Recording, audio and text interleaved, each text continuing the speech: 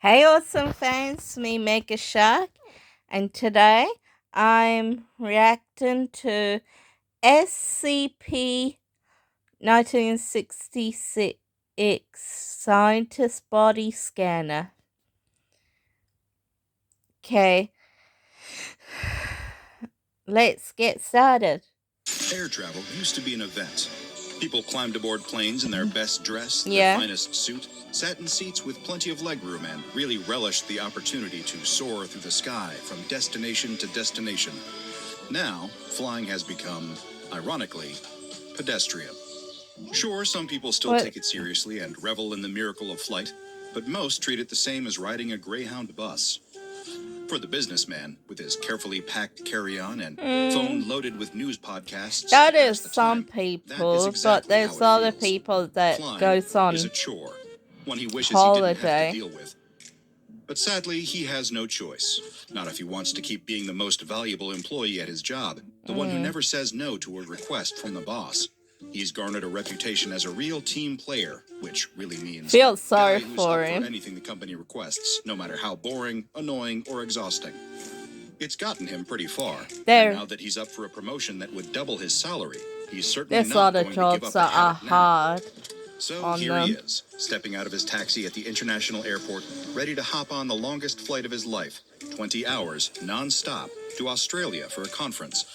He's going to Australia. The claustrophobia. So, of course, the helpful-to-a-fault businessman volunteered.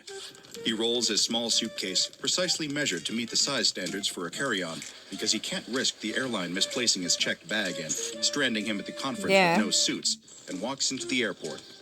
He's done this routine dozens of times before, every time pretty much the same. He has it down to a science, as quick and convenient as possible to minimize stress and make the journey go smoothly. He prints his boarding pass, drinks the dregs of his morning coffee, and tosses the cup, and heads to the pre-check line. No waiting in long security check lines for this guy. Wait a second. Why is the pre-check line blocked off? No, there's no pre-check available at this airport? The businessman lets out a heavy sigh, pinching the bridge of his nose for a moment as he gathers his thoughts. This is fine, this is fine. He can just go through the regular security line this time. What's the worst that could happen? It's not like he's running late. He's got plenty of time to make the flight, watch a few bad movies, get some sleep, and wake up on the other side of the world. Resigned to his fate, the businessman joins the security check line for ordinary Joes who didn't bother to spring for pre-check. This is fine, this is fine. The day is still going mostly according to plan. Yeah, just breathe. As the line inches along, the businessman spots more trouble up ahead. Oh, great. They're putting in a new body scanner right now. Is that the SCP? No wonder the line is so long. This is the cherry that on top scanner. Of a Is that the Sunday. SCP? But it's too late to turn back now, not without risking his promotion or even his job. Maybe just try to it's shrug it off and keep going. Maybe he'll get a candy bar when he reaches his gate. Maybe it's better to quit your job and get something else. And the businessman can feel the tension in his chest easing up, his muscles loosening. You know, work at a Here we go. This is more like it. He slips his shoes off and holds them in his hands, standing in line in his socks. He might look a little silly, but it's the most efficient way to get through security. After what feels like an eternity, it's his turn to go through the security checkpoint. With a self-satisfied smile, this is gonna end up wrong. Bin next to his carry-on bag and drops them both on the conveyor belt. One of the I have a bad feeling about him this. To step into the body scanner. He assumes the position, hands over his head, and waits for the queue to step through to the other side. But the queue doesn't come. The TSA agent holds up a hand, gesturing for the businessman to stay where he is. He tries to ask about what could be causing the holdup, but no one answers him. Must be a malfunction with the machine. Perfect. He lets out another heavy sigh. Then, just behind his right ear, he hears a voice. Rough day, buddy. The businessman glances over his shoulder, what the? expecting to That's see a the TSA agent standing there. SCP. Has the stress of the worst day he's ever had at the airport driven him to hallucinate? He hears it again. Hey, buddy, you there? Sounds like a rough day. Maybe there's a speaker embedded in the scanner somewhere for some reason. Just been kind of stressful. I'll feel better when I get on my flight. Oh, you're traveling. This fun. Where to? Australia. It's for this work thing. Oh, I'm not boy. especially excited about it, but the boss will love it, so... I heard that, my friend. Say, could you do me a favor? I guess so. Could you tell me where I am? I just woke up and I can't see anything. Can't really feel anything either. It's all just darkness. And it's kind of freaking me out here. The businessman scans the area, but no one appears to be paying attention. No one seems to hear the voice. Is that because it's lost in the din of airport chatter? Or because it's all in his head? We're at the airport. Airport? How do I get to the airport? Listen, Oh, buddy, boy. I need you to help get me out of here. My wife, my daughter, they'll be looking for me. I don't know how long I've been gone. I need to get home. Can you help me? Is the man's Privately, the one businessman thinks that voice? he really doesn't Is have he time for this. stuck But out loud, he in says, that thing? Did that thing "It's just suck that I him don't really in know where you the actually machine? are, or how you're talking to me through this scanner thing?" What do you mean? I'm right here. Talking out of my mouth. I'm not... What the hell are you talking about? The businessman is beginning That to lose his SCP patience. Something about this situation is just not Must right. No suck one up should be the talking to him through guy. the broken security scanner. The TSA should be letting him through, and he should be sitting at his gate right now. His built-up grievances spill out through his mouth. "I don't have time for this," he shouts. The TSA agent turns to look at him. "I promise, sir, we're working to fix the issue as fast as we can. There's no need to shout," she says. The voice in the scanner was speaking in a hushed tone before, a conspiratorial whisper, but now it's growing louder, more Oh, desperate. shoot. You gotta help me, please. My family. I need to get to my family. Why can't I see? Why can't I move? It hurts. It hurts. Don't you understand, you idiot? It hurts. These words are Oh, shouted boy. directly into the businessman's ear. "Stop! Just stop! Stop yelling at me!"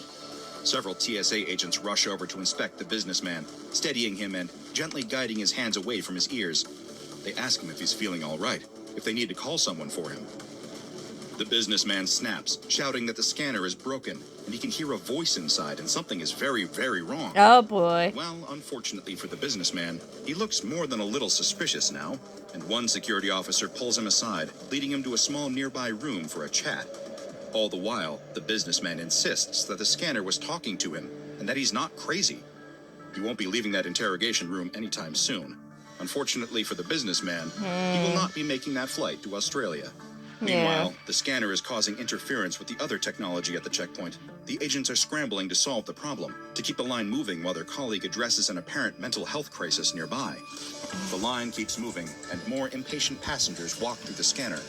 Just like the businessman before them, they can hear that voice, whispering hushed pleas that turn into anguished shouts. The same male voice, over and over again, begging for answers, begging for help. Someone deeply distressed is speaking through the scanner, and no one can figure out why. One elderly woman breaks down in tears as the voice angrily swears at her. A little girl screams in terror at the sudden sound. Oh, boy. A man tries to argue with the voice, the two shouting over each other with increasing fervor. Soon, the voice grows loud enough that the TSA agents can't ignore it. Much to the dismay of the passengers that haven't made it through yet, they close down the line. Slowly, one TSA agent approaches the scanner. "Hello?" she calls out. She feels silly doing it. There's no way someone is using the scanner as a communication device. The technology doesn't work like that. But then, clear as a bell, she hears the response. Hello? You can help me? Or do I need to keep screaming for someone to listen? No doubt about it, that is a person. A very distressed person. "How are you speaking to me right now, sir?" With my mouth. What are you, stupid? I don't want He's trouble. stuck in Please, there. just let me go, or I'm gonna lose it. I just want to go home. What is this, some kind of kidnapping thing? Did you drug me? "Sir, please, we can't help you if you don't tell us how you're speaking through the machine." There's no goddamn machine. That's just me. Just me. Me. The voice begins to sob in frustration, and the TSA agent feels a sudden wave of inexplicable nausea sweep through her body. There's no speaker on the machine, nowhere for a voice to emanate from. There's only one solution in sight. They need to take this thing apart. Something is very, very wrong with it. She calls over several of her colleagues, and they begin to fiddle with the machine's outer shell, attempting to loosen and remove it. As they do, a blood-curdling scream rips through the air. Stop. Please, stop. Whatever you want, I'll do it. Just stop, please. She signals for the others to stop what they're doing, and the screaming ceases. When the voice speaks again, it sounds defeated, exhausted. What do you want from me? Is it money? I don't have much, but if you let me go, I'll give you whatever I can. Please. My daughter Oh, just turned bro. 5. I just want to see her again. There was the sound of sobbing again. Somehow, when they tried to open the machine, it hurt the man speaking through it.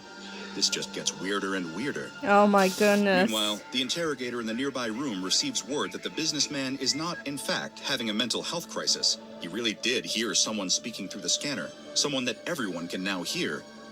Whoever this mysterious man is, he will not listen to anyone, will not explain where he is or how he got there. He claims that he was having an ordinary day, lost consciousness, and woke up in total darkness. By the time the businessman is released, however, he has already missed his flight to Australia. Yeah. That does it. That's the straw that breaks the camel's back. He marches back over to the body scanner, shoving TSA agents out of the way as he goes. Oh, shoot. He begins kicking at the scanner, shouting a stream of curses and epithets at the one who caused him to miss his very important flight, the one who may have cost him his promotion. Man or machine, it doesn't matter. This thing is his enemy now. The disembodied voice returns the shouts in kind, warning the businessman to back off, or you may not like what comes next. Oh no. I'm warning you. The businessman laughs derisively, egging on the voice inside the scanner. Oh yeah? What are you gonna do? The businessman soon gets his answer, though he won't live to understand what it meant. As the voice screams, louder than anyone has heard it be so far, the businessman collapses to the ground. His body convulses, and his eyes roll back. Yep. The TSA He agents did attempt to intervene, but as that. they approach the scanner, they too collapse to the ground. Some are seizing, others are just unconscious. They don't know it, but all of them are suffering from extreme radiation poisoning.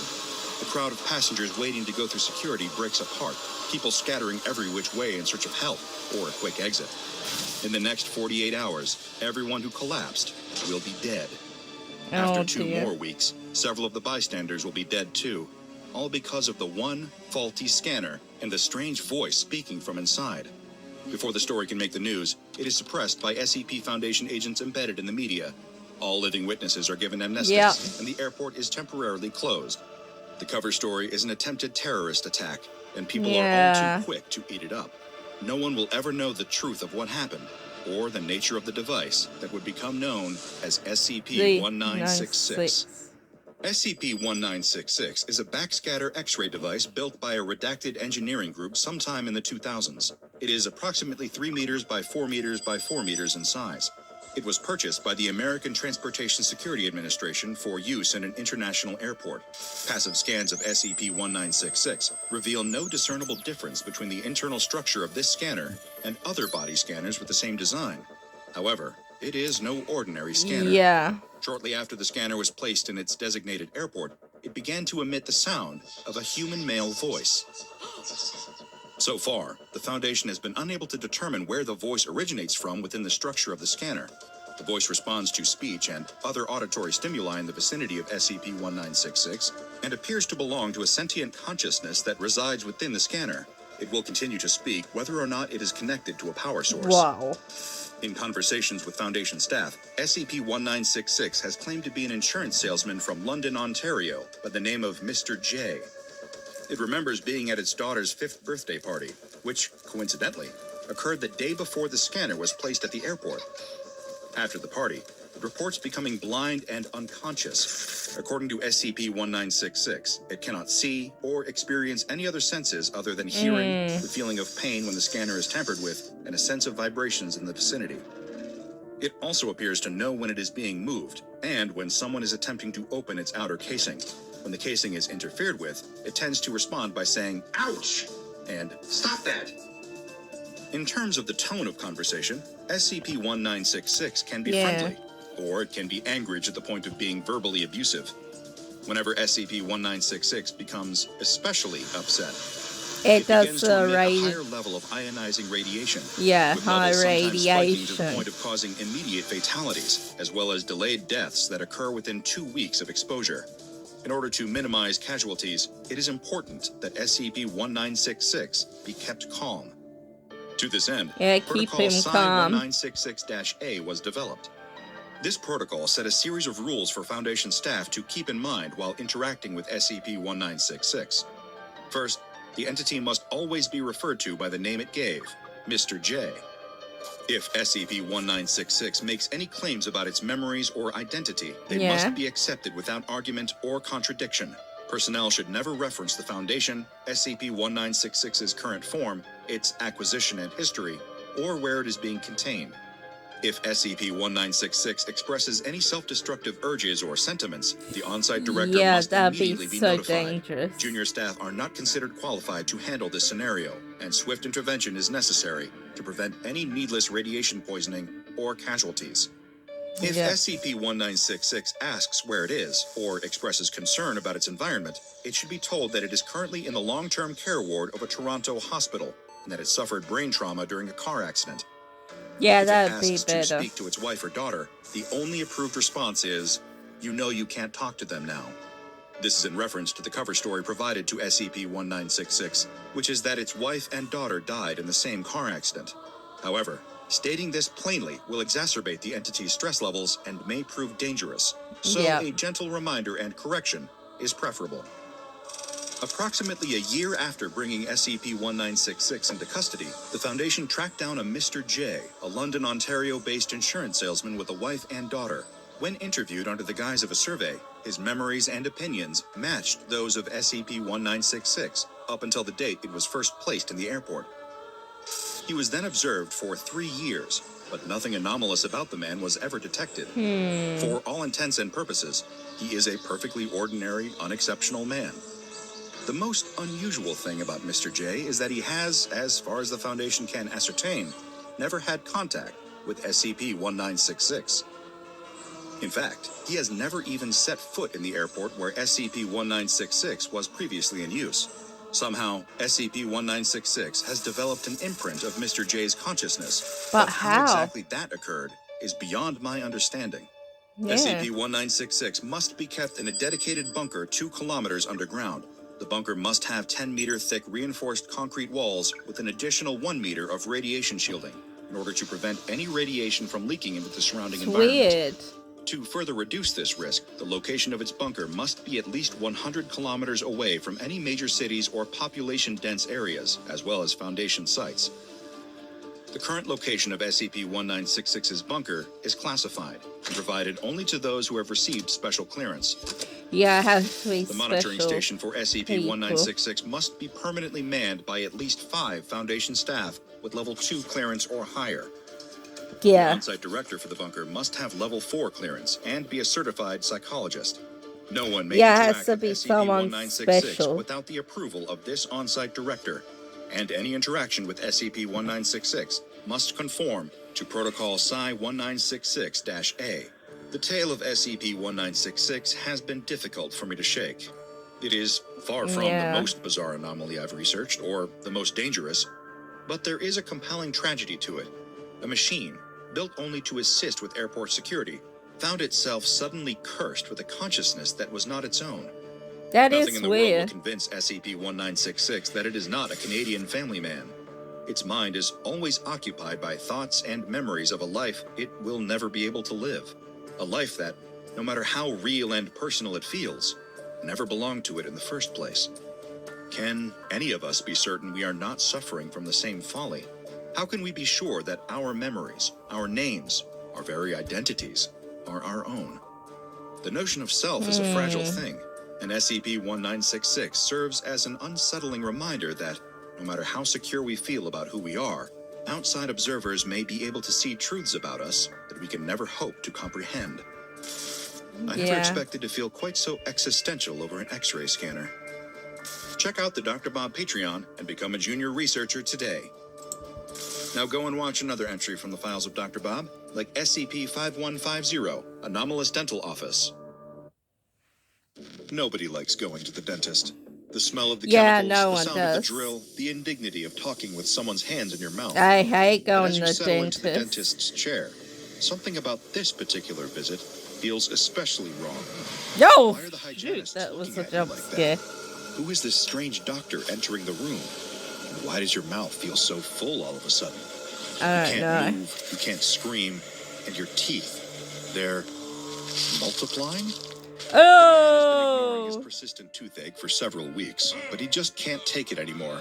The dull ache has become a head-pounding throb of pain that cuts through every single thought. But of course, he waited far too long to treat it, and now here he is on a Sunday evening, trying to find a dentist who will give him an appointment. It's not his fault, he tells himself. He's been terrified of the dentist since he was a little kid. That's It fair. takes a lot of pain to counteract that kind of phobia, but now he's reached that threshold. As he's browsing the internet, desperate to find an office that's open on Sundays, he spots an ad. Dr. Hendricks, dentistry 24 hours a day, 7 days a week. The man isn't sure how that's possible, but the pain has made him desperate, so he calls the number on the ad and makes an appointment. The receptionist sounds a bit funny on the phone, like she has something in her mouth, but he brushes it off. 15 minutes later, he's walking into the office and checking in at the reception desk. The woman sitting there looks a bit unusual, but his mother raised him not to stare, so he gives her a polite, distant nod, Something's declines not her right. request to inspect his teeth for herself, and ignores the strange feeling in his gut at her words. Instead, Yeah, he continues you on to the always exam room trust and your waits gut. for the doctor to take his pain away.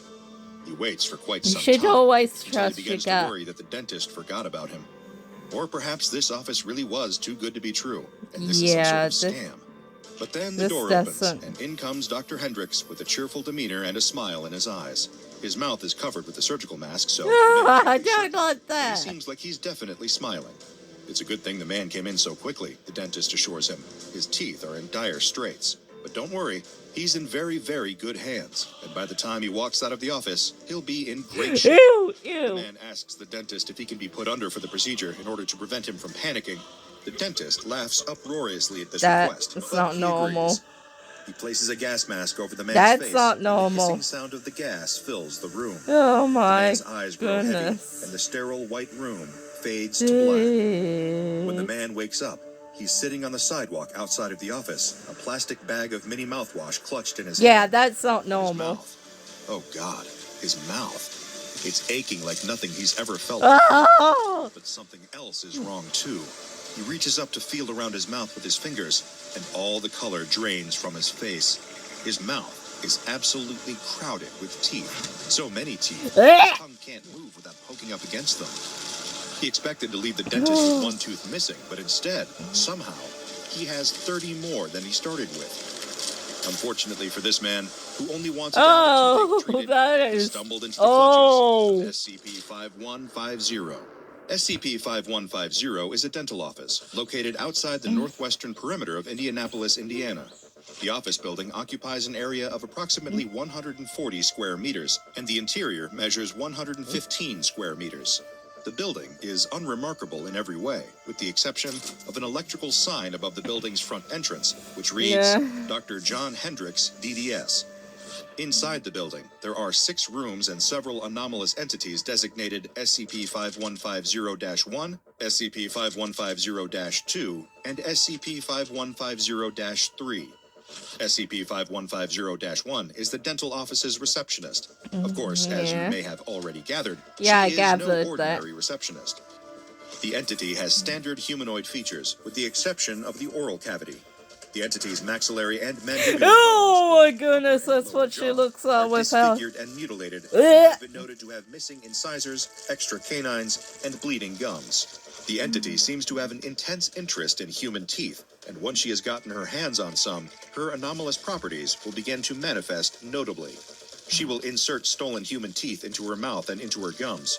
This appears to be intended to correct the issues with her oral cavity, but the exact lot of motivation for teeth this in behavior his is if still you want unknown. the teeth. Anyone who enters SCP-5150 must interact with SCP-5150-1 at her reception desk in order to continue through or exit the building, regardless of how much aggression she displays toward them. SCP-5150-2 refers to several anomalous dental hygienists that populate the entirety of SCP-5150, with the exception of the waiting area. These entities resemble the receptionist, but move more freely throughout the building, rather than being confined behind a desk. They are similarly aggressive, and will attack human subjects in order to apprehend them and bring them into one of the examination rooms. Oh They carry dear, a oh variety of no. dental instruments on their person, and will happily use these instruments as weapons in order to subdue their victims.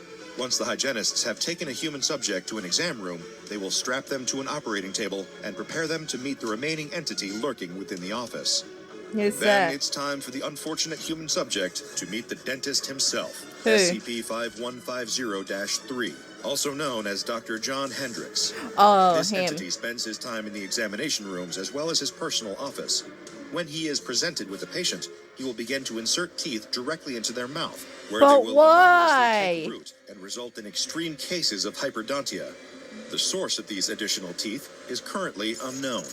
Once the operation is complete, and Dr. Hendricks is satisfied with the amount of teeth he has forced into his patient's mouth, he will then attempt to give the subject a plastic bag containing a variety of over-the-counter oral healthcare products.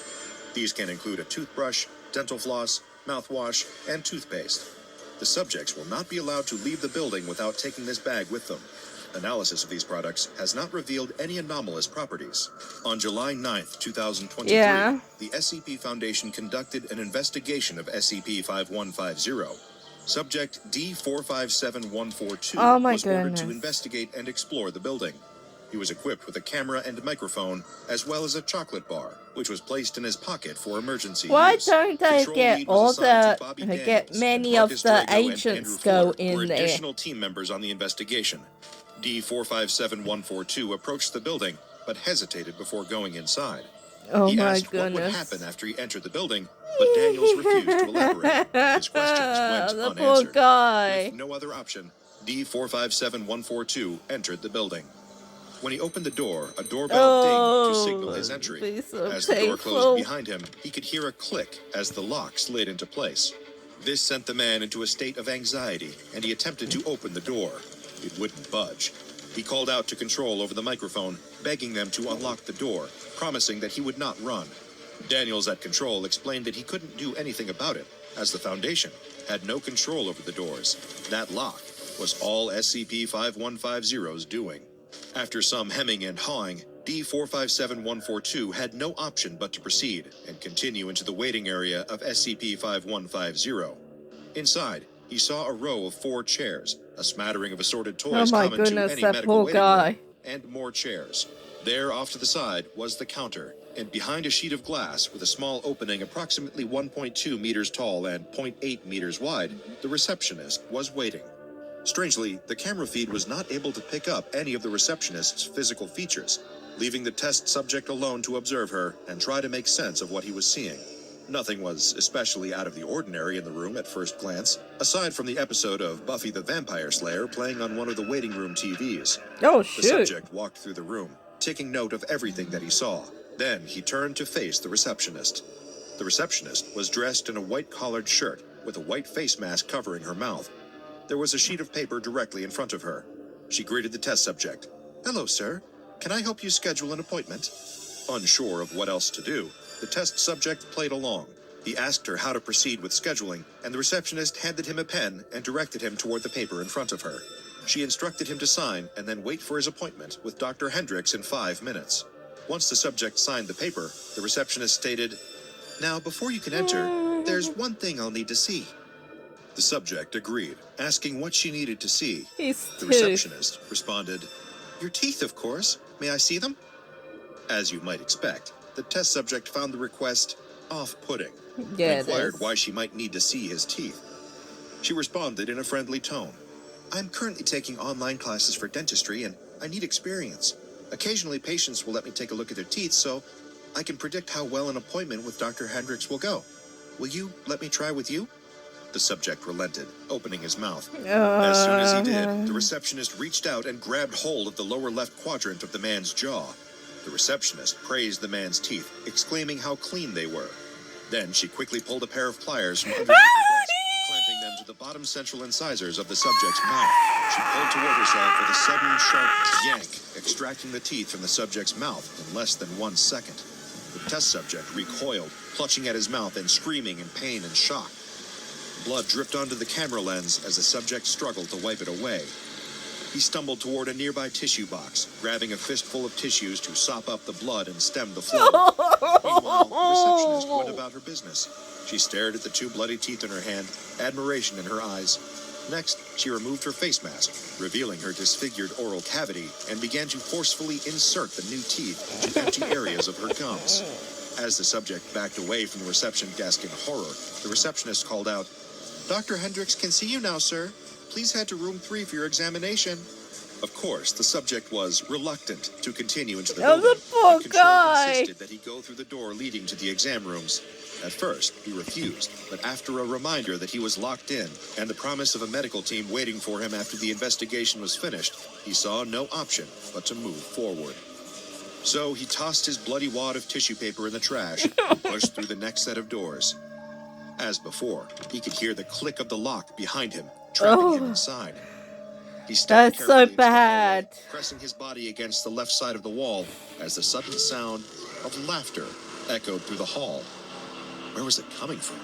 Who could be laughing somewhere like this? He wasn't sure he wanted to know the answer. He continued through the hall, edging along the wall. Suddenly, he froze, crouching down to hide as one of the hygienists exited a nearby door. The entity passed That him poor without noticing, guy. entering another exam room. The subject continued until he reached the far side of the hallway, where a door with the nameplate John Hendricks was waiting. He opened the door and entered. There was no one inside. He checked in with Control, asking for instructions on what to do next. Control advised him to look for anything that could potentially be important. Documents, research papers, journal pages, anything that might shed some light on the nature of SCP-5150. He obeyed and began to search the desk, but found it was empty. Just then, the door to the office opened. Oh, the shoot. hygienist called out to the subject, "What are you doing? We have another room waiting for you." At this point, cornered and with nowhere to run, the test subject grabbed his emergency chocolate bar and unwrapped it. At the sight of the sugary treat, the hygienist screamed and backed away. Two other entities appeared, wielding sharp double-sided probes used during dental examinations. The three entities advanced toward the subject. Oh my In a goodness, panic, they he got a threw lot the of chocolate bar teeth. and it collided with the third hygienist. The entity shrieked, its mouth beginning to bleed as its teeth rapidly decayed. Oh The subject was left no! unarmed and could not defend himself against the assault of the other two entities. They grabbed hold of him, one entity stabbing the subject with the probe, while Ow, the other bit down ow, on his exposed ow, forearm ow, hard enough to draw ow. blood and crack the bone. As he cried out in pain and fear, with no one able to save him, the subject was dragged to exam room 3. There, the hygienist That's why you strapped him should have down your on the operating Asians table, around. tied him in place with leather straps. "You can trust us, sir," one of No. the entities said. "We'll just need to pull some teeth before the dentist arrives." At this point, the No. entities removed the subject's 2 lower No. canines and 3 molars, all while Bleh. remaining conscious and screaming. Then the door opened, and another entity came into the room. The doctor was in. At Oh. the sight of the dentist, the test subject began to spit various expletives. Dr. Hendricks met the verbal assault with an amused chuckle. "What a tongue! Why so harsh? Don't worry, this is for your own good. I know it may be scary, but it'll all be done with soon." The dentist spotted the camera. Get away removing it from the him. subject's body. "Is this for a home video? Well, no matter. Technically, this does break some patient-doctor confidentiality laws, but I can let this one slide. Here, let me get this at an angle where it can record better." He placed the camera in the far right corner of the room, where it captured video of both the subject and Dr. Hendricks. All the while, the subject's mouth continued to bleed. The dentist continued to speak. "There we You go. get Much away better. from him. Now, where were we? Oh, that's right. By the looks of it, it seems like they've already started. It's a shame. Your teeth aren't looking so great right now, but that's why you're here. I can help make it all better." The dentist retrieved several medical cleaning supplies from the side of the room, as well as an array of syringes.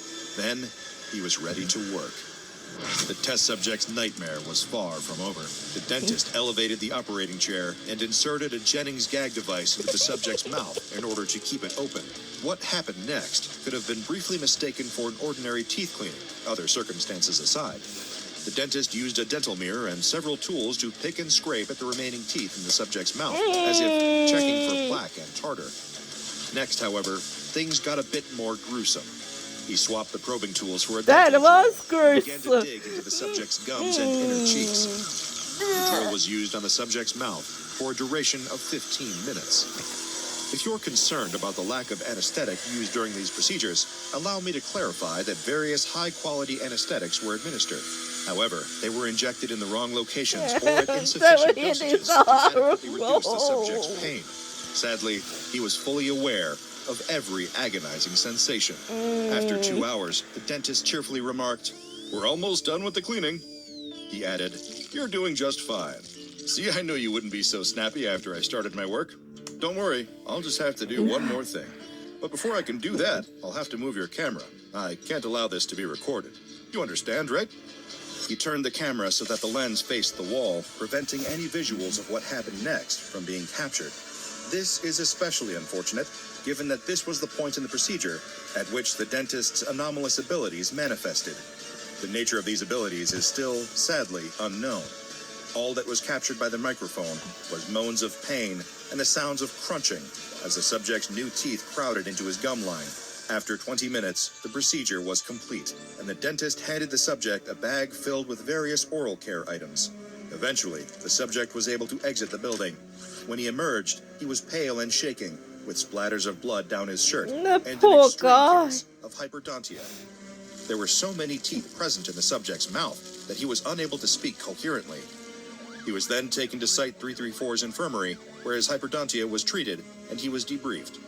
After treatment, he was given amnestics and released. At this point, any further experimentation with SCP-5150 was suspended, pending the judgment of the Ethics Committee. Oh my goodness, that was so bad. Still, I would be personally curious to know if his ordeal left him with a lifelong phobia of the dentist, even after the application of amnestics. They already had phobia of dentists. SCP-5150 was placed under containment within Provisional Site 334. A disinformation campaign and cover story for this provisional site was established concerning the fictional Hops Railroad Company. This was intended to hide SCP-5150 and any of its related media, including poster advertisements, newspaper articles, and social media posts. In the event of unauthorized access to SCP-5150, all personnel were required to be detained and immediately transferred to the on-site infirmary upon exiting the building. Excess teeth would be removed and stored there. And personnel would be given a thorough evaluation before being given Class C amnestics. All on-site personnel who interacted with SCP-5150 in an approved capacity were required to carry one candy bar containing a minimum of 35 grams of sugar at all times. You may be wondering why these containment procedures are detailed in the past tense. Well, there's a reason for that choice. The current containment procedures are no longer up to date, as the anomaly is no longer adequately contained. As of August 1st, 2023, the building originally designated as SCP-5150 is completely absent of anomalous entities or paranormal activity.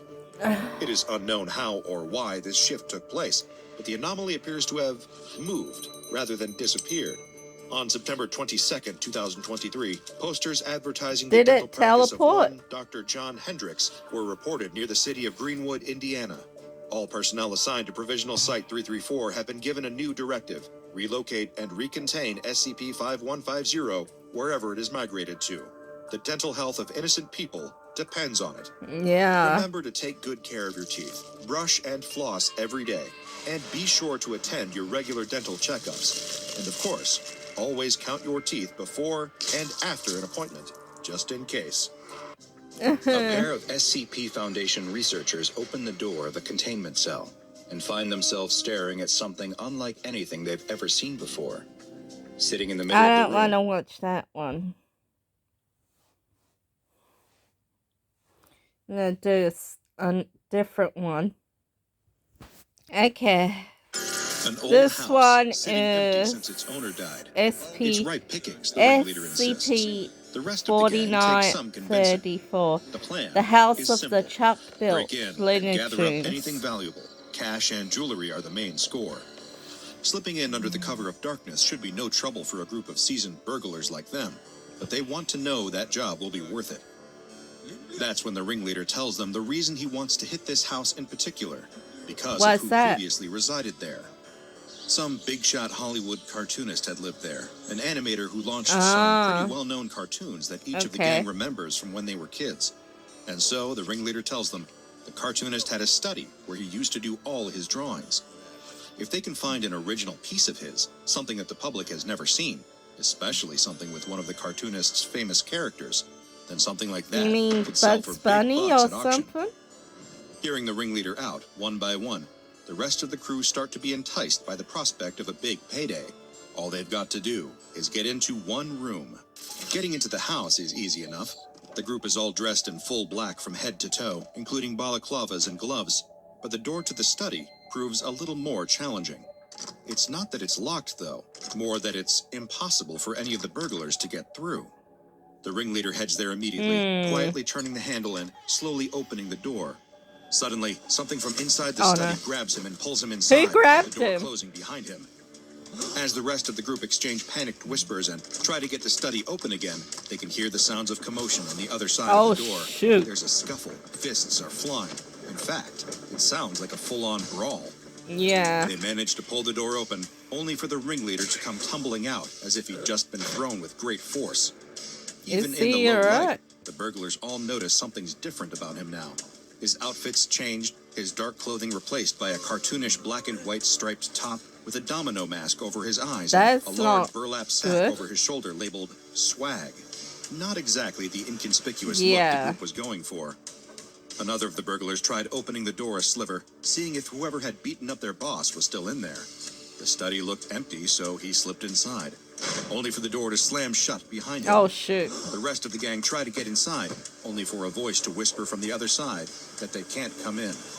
There's a closed set. Searching the rest of the house, after around 20 minutes, they find their missing accomplice. He's babbling incoherently about being made to answer trivia questions by some kind of duck that walked and talked like a human.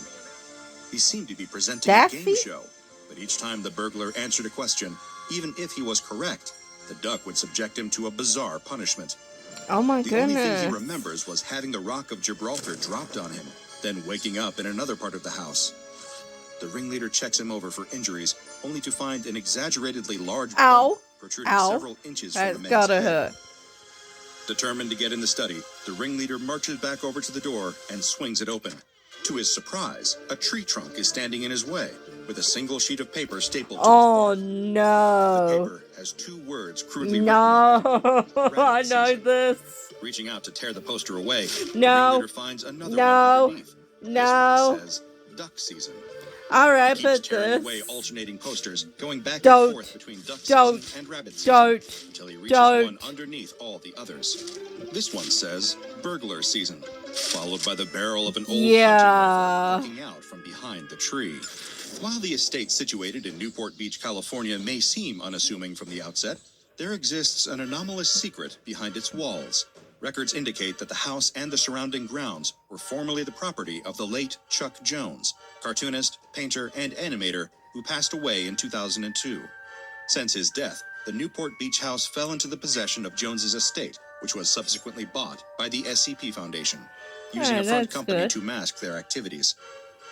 Following this acquisition, a 4-meter privacy fence has been installed surrounding the property, and a number of Foundation researchers remain stationed on site within the household, under the cover story that they are mourning relatives of Jones. This all begs the question, why exactly is the Foundation so interested in a deceased animator's former home? Because it's the SCP. Well, technically, their interest in Chuck Jones's old house is actually confined to a single room within. Situated in the far corner of the house, down on the first floor, is a quiet little spot that Jones, while he was alive, used as a private study. He would have spent countless hours putting pencil to paper, honing his skill for creating characters with exaggerated poses and heightened facial expressions, all to convey a sense of personality to an audience. Bugs. Jones was responsible for not only designing, but also creating the iconic personalities of Bugs Bunny, Daffy Duck, Elmer Fudd, Porky Pig, Lyle E. Coyote, the Roadrunner, Pepe Le Pew, and Marvin the Martian. And Sam, but don't Chuck forget Jones's repertoire Sam. as an icon of early mainstream animation still isn't what urged the Foundation to buy his house. Jones's former study is the site of a spatially disruptive anomaly that the Foundation has designated as SCP-4934. Upon its discovery, there existed no known means of directly entering the study room without triggering the manifestation of numerous humanoid entities or causing dangerous objects and substances to appear, causing the risk of extreme bodily harm to those seeking entry to the seemingly prohibited room. Each time the door to SCP-4934 is opened, an unpredictable, entirely random anomalous effect will trigger, only ceasing once the door is closed again. Why is there some Mario box? Following an incident involving an attempted break-in at Jones's former household, the Foundation decides to send out an investigation team. Heading up the team is one researcher Rex, a man who's heard every joke likening him to a dinosaur or a dog that a person could possibly stomach in a single lifetime. According to briefings provided by the SCP Foundation, the Yeah. study room within the house is producing an unknown anomaly, and Rex's goal is to discover the extent of this reported reality distortion it's all the and to what extent characters it poses a threat. of the Looney Tunes. However, upon overhearing one of the investigation team snickering at his name, muttering something about throwing him a bone, haha, Rex's rationality was suffers not from a temporary nice. lapse, and he walks straight for the door to the study. Opening the door to SCP-4934, researcher Rex's foot immediately steps on a rake, the force of his footfall causing the garden tool to swing upwards. Oh The no! wooden handle of the Rex! rake smacks the unprepared researcher squarely in the face. Ow! Rex stands still, rake handle against his nose, foot still keeping it upright, contemplating his life for a split second, before stepping back to let the rake clatter to the floor. Without even turning around, he can feel the eyes of the rest of the investigation team on him. You're a few right, confused Rex. murmurs interspersed with quiet, Stop barely laughing detectable at him. giggling. Huffing, Rex slams the door closed and storms off to collect himself without so much as looking at his fellow Foundation researchers. Poor Rex. Once Rex returns, multiple attempts to get inside SCP-4934 come and go, each as unsuccessful as the first. Upon opening the door for the 5th time, Rex feels his pulse quicken, wincing Just and recoiling slightly relax, as he Rex. twists the door Just handle. relax. Opening it up, he's surprised to be greeted Just by breathe. nothing. He can see clearly into the study, the room standing as it was the day Chuck Jones previously set foot in there. Be careful, There are Rex. no immediately observable obstacles in the Could way, be a nothing trap. obstructing the entrance, and mercifully, no precariously placed garden tools left on the floor. From behind, Rex hears the rest of the team goading him to enter SCP-4934, and he takes a big stride toward the study, Be careful, Rex. It could be only a to trap. collide hard against a solid surface Yep. standing in his path, bashing into it with such force that he stumbles back and topples over. Landing on his back, researcher Rex rubs his dazed eyes and looks closer at the entrance to SCP-4934, only to realize that what he'd walked into was a brick wall. The entire doorway was now bricked over, with a facsimile of the study room inside painted over the surface of the bricks. 21 failed attempts to get inside SCP-4934, and Rex is starting to feel infuriated. Each time he opens the door, he braces himself for the next ridiculous thing that will come spilling out or standing in his way to not only stop him from getting inside, but, in all likelihood, injure and aggravate him further. Sure enough, on the 26th effort to enter the room, researcher Rex opens the door, only to have a row of figures barge right past him, knocking him to the floor once again. Oh my goodness. Moving to the tempo of music that seems to be emanating from inside SCP-4934, the figures are a line of can-can dancers, legs You kicking gotta outwards be as they joking dance me. their way into the hallway. Each one that passes seems to accidentally kick Rex as he tries That and was fails not to get to his feet, accidental. until That they was all on demanifest, purpose. the one in the back, shutting the door to the study behind them. On the 46th try, researcher Rex is just able to make his way past the threshold of SCP-4934, a whole step inside Chuck Jones's study. Some progress is better than none, although nearly being crushed to death hardly feels like progress. The moment that Rex makes it a single step through the doorway, a 50-kilogram anvil drops from the ceiling. The weight of such an object would normally be enough to kill a human being. At the very least, Rex, cause move someone out. severe cranial trauma by falling directly on their head. The rest of the investigation team collectively gasp at seeing the weighted object drop onto researcher Rex and the door to SCP-4934 slamming shut behind him. A number of them even feel a pang of guilt for making jokes about his dumb name. That feeling quickly dissipates when Rex is discovered not only alive, but having suffered no serious injuries in the basement of the house. Another 20 attempts later, and Rex is still trying to get into SCP-4934. Try number 66, and he opens the door to find another door. And opening that one reveals another, smaller door. You gotta be He spent joking several me. minutes opening a series of continuously smaller doors, each one making him more and more agitated, until after 32 of them, he decides to give up on this attempt. Things don't go much better on the 75th try either, when the exhausted and infuriated researcher opens up SCP-4934, only to see the barrel of a gun staring back at him. You gotta be kidding A me. tall male figure, dressed in a Who are trench coat and you? fedora, points a revolver directly at Rex, telling him to scram and skedaddle, while affecting a heavy, stereotypical Chicago accent. That meant to be This wouldn't be the only Sans, time you know, escalating sound, danger not occurs by trying not to a enter SCP-4934. The 82nd try threatens to level the entire house when, upon opening the door once again, Rex freezes in horror to realize the entire room is filled with explosives. Bright no, red not sticks of dynamite, this. wrapped together in large bundles, lay scattered around the floor, all of them connected to a lit fuse, the flame creeping rapidly towards Rex, the TNT. you might want In a to panic, move out researcher the Rex way. slams the door closed Yep. and yells to the rest of the Foundation team to take cover before hurling himself in a face-first dive away from the door. With a thud, he lands on the floor for what feels like the millionth time that day, covering his ears with his hands. A few silent seconds pass, smoke crawling out from underneath the door to SCP-4934, before an almighty boom rings out, shaking the entire house. Clambering back up to his feet, researcher Rex is amazed to the point of being stricken with insane laughter to see that the door to the study is still intact, and the room inside has no signs of blast damage whatsoever. Upon making his 96th You attempt gotta to be access joking me. SCP-4934, researcher Rex is convinced that he really has gone insane after all this. You haven't gone Opening the door, insane. he's greeted by yet another anomalous figure, except this one is frighteningly familiar. It's him. The humanoid entity bears an identical resemblance to Rex and mimics his movements as he tries to get past the duplicate and enter the study. Each time, he is prevented from entry by the entity performing the same movements and actions that Rex is. This mimicry lasts for around 2 minutes, at which point the duplicate abruptly kisses researcher Rex before shoving him away and slamming the door. On the verge of ripping his own hair out, Rex opens the door to the study. That is one more familiar. time. That's of At Bugs this point, Bunny. he's expended too He much normally effort to let this dresses anomalous in entryway best him, disguises and has and then consigned gives himself them a to whatever kiss. ridiculous thing will happen next. But this time, on the 101st attempt, the door opens to reveal some red satin curtains like those someone might expect to see on a stage.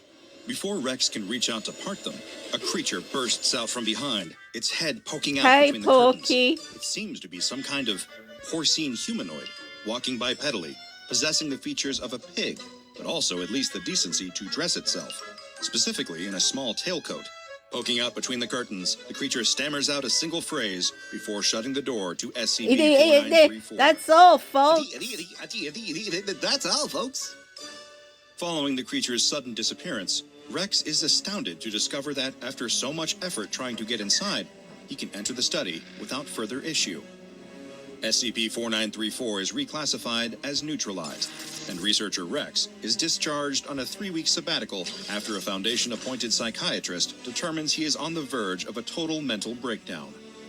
Theories as to what exactly was causing these animated anomalies to manifest at SCP-4934 range far and wide among speculating Foundation researchers. The initial explanation posited by researchers is that the animated creatures are, in actuality, a band of anomalous travelers from another universe or plane of reality, designated by some SCP Foundation personnel as SCP-4934-A, or simply known otherwise as Toon World. This theory, more widely accepted among some older members of staff, suggests that this group of interdimensional misfits was first encountered by Chuck Jones at some point in the late 30s or early 40s, and that their latent reality warping capabilities and perpetual his infighting creations with each other come to inspired life him to recreate the anomalous group's various hijinks in the form of animation. Some of the more overzealous SCP Foundation researchers have expanded on this theory, believing an outlandish claim that it is actually possible for human beings to cross directly into the creature's dimension of origin. At present, this dimension still remains undiscovered. There have been various excavations conducted at golf courses across the state of California, with Foundation staff bribing the owners of these courses in order to sanction these digs. The goal is to attempt to reach a supposed entry point to SCP-4934-A, which is believed to be located somewhere between the Earth's crust and the planet's molten core. The search for this entry point is ongoing, it's hard to know where it is. An exorbitant amount of money in order to restore numerous destroyed golf courses. There have, at present, been no additional sightings of the creatures that protected Chuck Jones's study, on which his animated creations were presumably based. However, a proposal was submitted to SCP Foundation higher-ups and has since been approved, allowing investigative personnel to conduct a number of interviews with specific civilians. These are people who are suspected of having had encounters with the anomalous entities connected to SCP-4934, and actually include high-profile public figures from the world of professional basketball. Since announcing his retirement from the sport in 1993, the SCP Foundation has been trying to establish contact with Michael Jordan following a supposed incident believed to have involved the SCP. For a brief period, Jordan was reportedly missing from his home. During this absence, an unknown pathogen seemingly affected several other prominent players at the time, Jam. namely Charles Barkley, Patrick Ewing, Larry Johnson, Sean Bradley, and Tyrone Bogues, who were playing in the NBA for the Phoenix Suns. The source of this perceived outbreak remains a mystery even to the SCP Foundation. However, it seemed to function similarly among all 5 players.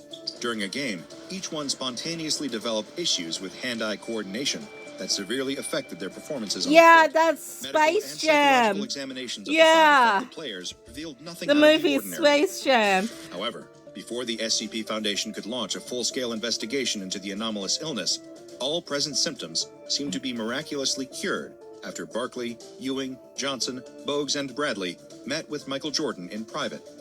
In subsequent years, all of them have refused to comment on the exact nature of this meeting or what was discussed.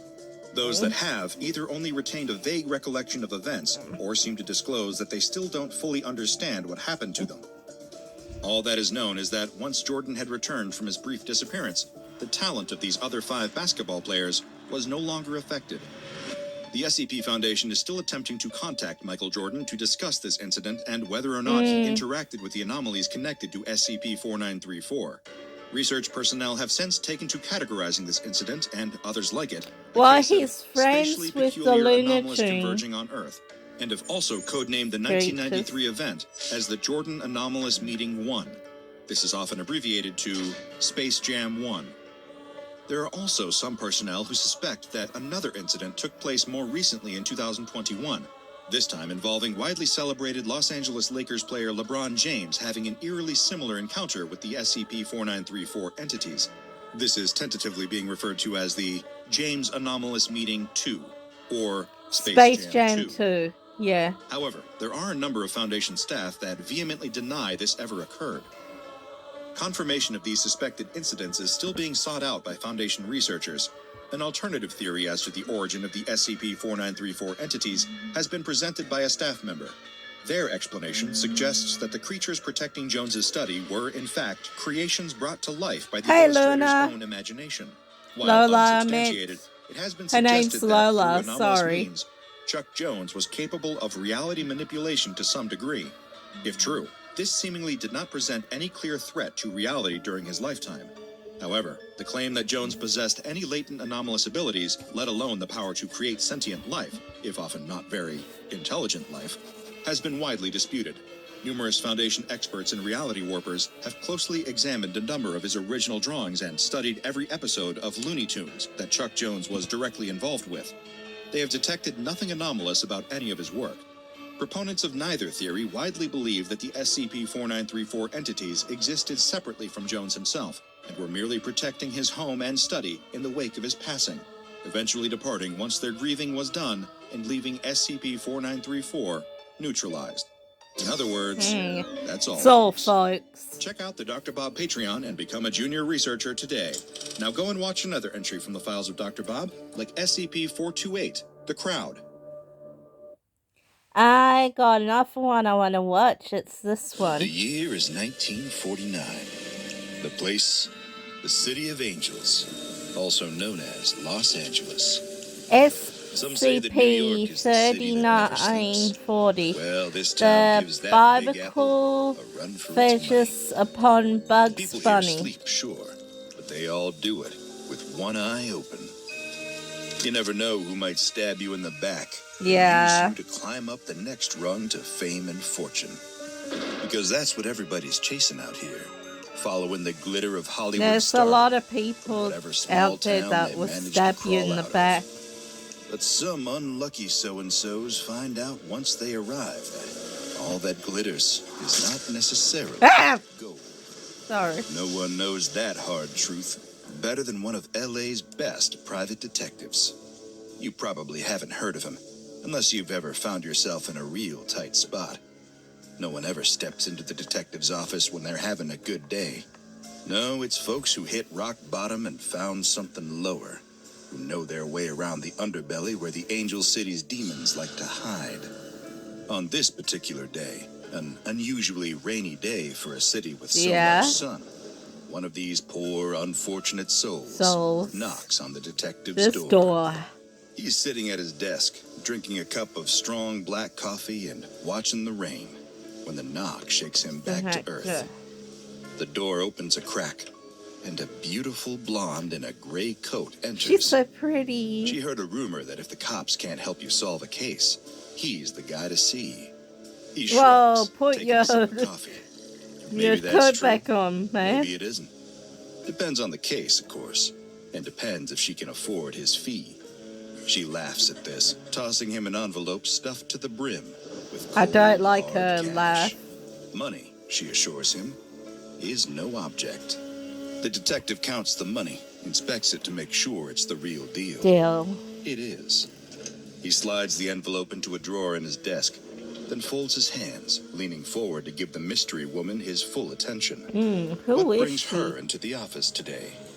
She slaps down another envelope onto the desk. This one's larger, and when he opens it, a few photographs tumble out. He's seen a whole lot of ugliness in his time, What? but he's never What laid is eyes it? on anything quite like this. They're crime scene photographs. Some poor sucker killed in his bed. That's not so unusual. It's the method of murder that strikes the detective as What is odd. it? The guy looks like a pincushion, absolutely Oh! covered with arrows. Why break into a man's home to attack him with arrows? Seems a bit old-fashioned when a revolver isn't exactly hard to come by in this town. The strangeness doesn't stop there either. How's that The pin? second photograph gives a closer look at the bed itself. The arrows came through the bottom of the bed. As far as the detective can tell, the poor sap tucked himself into bed and went off to dreamland, all the while unaware that his killer was hiding under the bed with some sort of bow and arrow. Then the killer somehow managed to fire 11 arrows. Yeah, without his that's victim hard catching to wise. do that. He can see why the woman brought this to him. No doubt the cops did what they could to sweep it under the rug. Something this strange, they'd want to keep it out of the papers at any cost. Yeah. Keep people from panicking Actually, you about need mysterious room to archers stalking the do streets. that. So, who is this guy? Stiff. The woman dabs at her eyes with a handkerchief. He was a dear friend of hers, she explains. All she wants is to uncover the truth of what happened to him and track down the sick creep who did the deed. How She did already the put her arrows feet end up up front. that way? There's only one matter Actually, left to that's so discuss. rude Will the to, detective you take know, the use the case? bow and arrow He glances when back you're down under at the the bed. photographs, the bed, the arrows, the victim. He's in this line of work for the money, of course, and the flexible hours aren't bad either. But what he really loves more than anything is solving a mystery. And I this love is solving one of the mysteries juiciest too. mysteries he's seen. He agrees to take the case, and they seal the deal with a handshake. Yeah. As the woman prepares to leave his office, she turns back one more time. There's just one more thing the detective What should is know it? about the victim. He was a big shot producer, the guy behind one of the biggest animation studios in town. The Looney If the Tunes. detective can solve this, there's likely to be a big bonus in store for him, not to mention the boost to his reputation that would come with cracking such a high-profile case. He'd better not screw this up. Be careful, First things first, you detective. better check out the crime scene. The detective is a pretty smooth talker, and he uses that silver tongue to talk his way into the victim's home, passing himself off as an old friend of the deceased. Once inside, it's time to do a little poking around and see Yeah, what he can to find. see what he can. Nothing too out of the ordinary for the most part. The standard rich guy stuff. You Fancy always look vases, for awards clues. on the Even shelves, posters small for movies the fellow little must have financed. clues can He be makes a his way big to the help. bedroom, hoping to find a bit more information at the scene of the crime itself. There's the mattress, stained with blood and riddled with holes from the arrows. He crouches down and inspects the floor. Sure enough, no marks on the floor. The arrows didn't come from below, with the killer in the basement or under the floorboards. They had to have hidden under the bed. Yep. But now that he's looking at the bed up close, the detective notices a significant issue with that particular theory. Yeah. There's not enough room under here. Yeah, that's Unless why I the killer said was a not kid enough or had the room. world's smallest bow. There's no way they could have pulled the whole thing off. Yeah. There's just not enough space. So how Nope. they manage it? Was He it a stands Looney up, Tune scratching that his did head. it? It just doesn't make any sense. This case is going to be trickier than he thought. Wait, what's that? He spots a piece of paper tucked onto What a is nearby it? shelf. It's crumpled up and speckled with blood. Wait a minute. Something comes back to him. In the picture, there was an arrow through the victim's tongue. It had Yeah. something tied to it, a scrap of paper. A note. He snatches up the paper and unfolds it for a better look. This has got to be the same note. What Now, say? what does it What does it say? As he reads the words, they leave him with even more questions. What is and not it? a single What is it? real answer. Let me have a look. Chronicles 110. I am no FUD. Fraud, Who's he meant. FUD? And what's this Chronicles business? Gotta be a Bible verse, he realizes. The detective isn't too familiar with the Bible, so he can't place the verse off the top of his head. But he has a Bible back at home, one that came with the apartment, left behind by the previous tenant when they left in a hurry. He pockets the note and heads on home to follow the only lead he's got. When he gets home, he pours himself a drink, slumps into his favorite armchair, and cracks open that unused Bible. Chronicles 1:10. He flips to the verse mentioned in the note and reads, Cush fathered Nimrod, who was first to become a great warrior on earth. That's it? Some guy named Cush fathering a warrior named Nimrod? What does that have to do with anything? Maybe the killer is just out of his mind. The detective rereads the passage again and again, searching for some hidden meaning, until he falls asleep in his chair. He wakes the next morning to the sound of banging on his door. He blearily wipes the sleep from his eyes and Oh no, stumbles is over, that a opening Looney it to Tune? find his client, that same beautiful but Oh, aloof okay. blonde standing there. She's much less put together than she was yesterday. Her hair is askew, her eyes wide and wild. There's been another murder, she tells him. Someone else found dead in their home, body full of arrows. No time to make a pot of coffee then. He grabs his coat and follows the woman to the next crime scene. This time the body's still there, and he can see it for himself. The man is sitting on the floor, back against the door to his room, as if he was trying to hold it shut. The arrows went right through the wood and into his back. 6 of them, all sharp enough to pierce the wood and the victim's vital organs. It's Who was gotta this be guy? the Looney The Tunes blonde doing explains. it. He was another friend of hers. He had worked as an animator at the first victim's studio. The detective pulls a little It's notebook gotta from his be the pocket, Looney jotting that Tunes. down. That, right there, is a lead. Is there anyone at the studio that she can think of who might want to harm these men? The woman shakes her head. She can't think of anyone. Still, this doesn't seem like a coincidence. The detective knows where his next stop is going to be. Go to The the animation studio.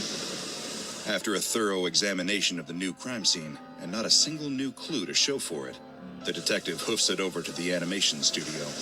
At first, the security guards won't let him inside, but that silver tongue of his manages to get him in the door once again. Now what? He can't ask to speak to whoever's in charge. He's already pushing up daisies. Instead, he'll just have to take a walk through the halls and follow his instincts. As he walks, he suddenly hears a name coming from a nearby room. Poor little Nimrod. Did that voice just say? There's no mistaking it. He definitely heard Nimrod. He pushes the door open and finds a small screening room with a cartoon playing on a projector. The cartoon depicts a rabbit taunting a hunter. The men inside ask the detective what he's doing there, but he has a question for them first. What is this cartoon? The Why, Looney it's a Tunes. wild hare, they tell him. Introducing Bugs Bunny and Elmer Fudd. The detective jots down another note. That Bible verse on the first victim's body. This bunny cartoon. They all have to be connected somehow. He thanks the gentlemen for their time and excuses himself. The detective spends the night in his office, trying desperately to make the pieces fit together. Theories whirl around to be inside his the head, Looney but none of them Tunes. seem quite right. Maybe someone on the production team has a grudge against his colleagues. Maybe someone was fired from the project and is taking some kind of revenge. Or maybe it's something else altogether. An It's affair something gone else. wrong. It's the Looney It's Tunes. usually an affair these days. Not a But then fair. why reference the cartoon? Why Looney Nimrod? Tunes. Why arrows? Why any of it? The detective rests his head in his hands, letting out a Come heavy sigh. on. The more he Think, learns about this detective, case, think. the less sense it makes. He has no Think, way of knowing mate, when think. or if the killer is going to strike again. The next morning, he wakes up to a phone call. His stomach drops, and he almost doesn't pick up. But he already knows what he's going to hear. Yeah. There's been another murder. Another poor sap full of arrows. This time, it's a writer. One of the guys responsible for the script on A Wild Hare. Somebody in this town has a problem with the team behind that cartoon. They're picking each guy off, one by one. Yeah. If he didn't know better, he'd say it seemed like Elmer Fudd might be a real guy with a grudge. But that's crazy. L.A. is a crazy town a lot of the time. But come on, it's not completely Looney Tunes. At the crime scene, there are more impossible arrows. These came up through the floor, skewering the victim while he watched TV on the couch. It only makes Here's the sense thing, that though. it's the Looney The guy's Tunes house doing that. has no basement. So how the hell did the arrows come through the floor? It's impossible. It should be impossible, at least. But it happened. In one desperate moment of frustration, the detective tears up the floorboards with his bare hands, half expecting to find some sort of secret compartment under there. Easy, There's nothing but a detective. cement foundation. As he runs his hands over the cement, he finds holes there, too. The arrows pierced the floor from deep down in the earth. That afternoon, the detective does something he's never done before. Only He one gives the that client digs down a and refund. can do that is He Bugs hands the Bunny. envelope of cash He's back the to only one blonde that can with an dig. apology.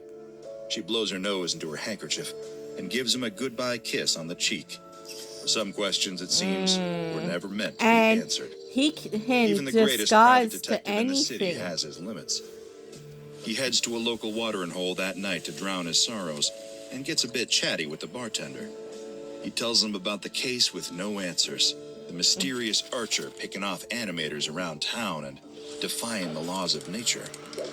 Suddenly, someone taps him on the shoulder. He looks up and sees a man in a dark suit with a friendly, bespectacled face. The Hi, man offers who are to buy you? his next round in exchange for a conversation. He wants to hear everything the detective knows about the case. The Are detective you an is unsure agent? at first. Who's asking? He raises an eyebrow. The strange man slides a drink toward him with a smile. You ever heard of a little place called the SCP Foundation? Yeah, The he's two the men agent. chatted into the night about the mystery that, as it turns out, had a name. The stranger called it SCP-3940.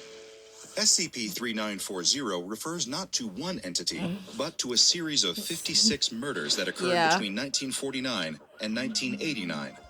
In each case, the murder victims were struck with one or more arrows fired from an unseen source. All targets of the SCP-3940 murders died of physical trauma, no matter how quickly they received medical treatment or how competent that medical treatment was. The time from the initial injury to the loss of consciousness was approximately 5 minutes in each case. All individuals targeted by SCP-3940 fit a shared profile. They were all employed by Leon Schlesinger Productions, later renamed Warner Brothers, between the years 1938 and 1944. Additionally, the majority of the victims were involved in the production of the 1940 cartoon short, A Wild Hare, better known as the first cartoon to introduce the characters of Bugs Bunny and the hapless hunter Elmer Fudd. Good. At first, the murders were not considered to be anomalous, but as the killing spree progressed, the Foundation determined that many of the victims had been shot from angles that were confirmed to be physically impossible. Sometimes they were caught on camera, other times the arrows reached the target in spite of physical barriers blocking their way. Yeah.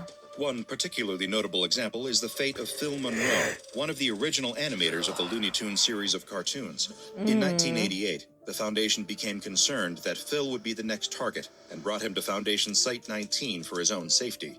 He was placed in a secure cell under the guise of protective detail organized by the But FBI. did they know Though they he should can have go been through perfectly safe inside, concrete? enclosed as he was in bulletproof walls made to withstand even an attack from SCP-682, Phil was found dead in his cell the very same day he was placed into protective custody. When Foundation staff arrived to deliver his dinner, they found Phil lying on the floor face down, limp body riddled with arrows. Upon reviewing the security footage, the security team was stumped. The video showed Phil sitting in his cell, idly flipping through a magazine that had been provided for his entertainment. Suddenly, he looked up, eyes wide as if he had heard a strange noise. Then, all at once, an arrow erupted through the wall, piercing him through the chest. He slumped to the floor, remaining there until his body was discovered. It was later confirmed that several Foundation researchers had identified the arrow aimed at Phil prior to it being fired, observing it at a location over 3 miles away from Site 19.